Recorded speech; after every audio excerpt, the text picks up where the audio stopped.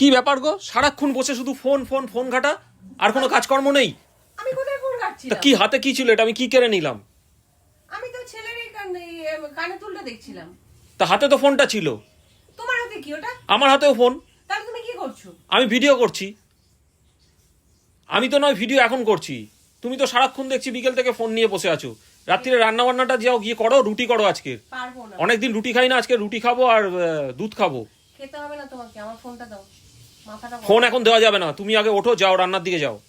মা গেছে, আমি পারবো না রান্না করতে। মা করছে। কজন রান্না করে? তুমি যাও গিয়ে, তুমি হালটা ধরো গিয়ে যাও।